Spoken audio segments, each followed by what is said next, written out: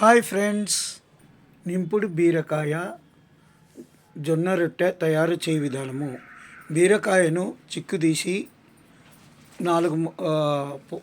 ఒక్కొక్క బీరకాయలో 4 ముక్కలు చేసి ఒక్కొక్క ముక్కలో నాలుగు పాయలు చీల్చి అందులో పచ్చికారము, కొబ్బరి, జీలకర్ర అవి వేసి మిక్సీకి వేసి నింపాలి.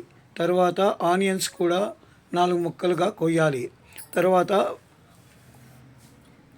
ఆయిల్ వేసి దాంట్లో ఆవాలు, జీలకర్ర, మినపలు వేసి పసుపు వేసి మగ్గియాలి, వేడి చేయాలి. ఉడికిన తర్వాత దాంట్లో కొంచెం నీళ్ళు కూడా వేయాలి, కొంచెం నీళ్ళు వేసి ఉడికించాలి. తర్వాత జొన్న రొట్టె తయారు చేయ విధానం. జొన్న పిండిలో వేడి నీళ్ళు, ఉప్పు కలిపి వేడి చేసి జొన్న పిండిలో వేయాలి. తర్వాత కలపాలి. కలిపిన తర్వాత ఉంటలుగా చేసుకొని ముద్దలుగా చేసుకొని తర్వాత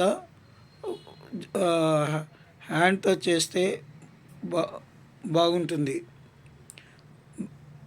రుద్దకుండా చేస్తేనే చాలా బాగుంటాయి, టేస్ట్గా ఉంటాయి, పతలాగా ఉంటాయి.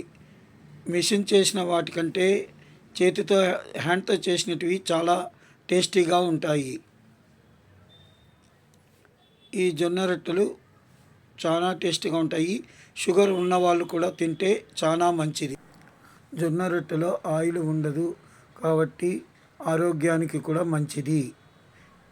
మా అబ్బాయి ఛానల్ను చూసి లైక్ చేయండి, షేర్ చేయండి.